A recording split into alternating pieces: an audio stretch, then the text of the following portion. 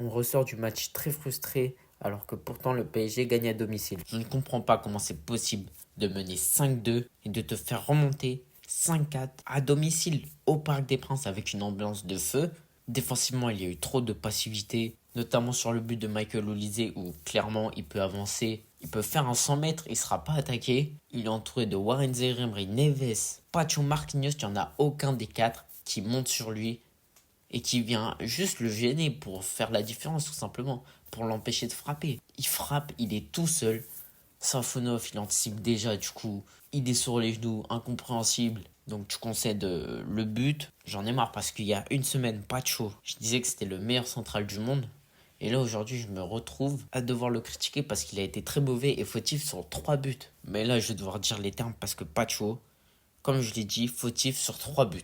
3 buts. Le premier, le penalty. Pour moi, il n'y a pas penalty.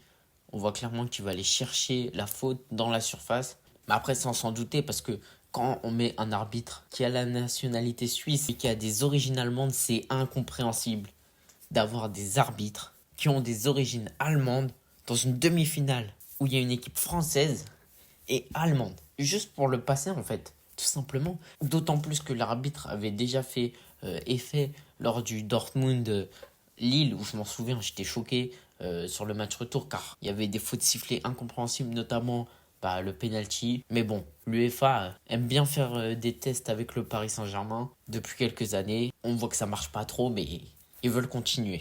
Donc je disais, Pacho, fautif sur le penalty, sur le but d'Olise et sur le but d'Upamecano. Sur le but de Upamecano dévié d'un millimètre, je ne comprends pas comment on a une telle passivité alors qu'on est en demi-finale de Ligue des Champions, qu'en plus tu es sous pression vu qu'il y a 5-3.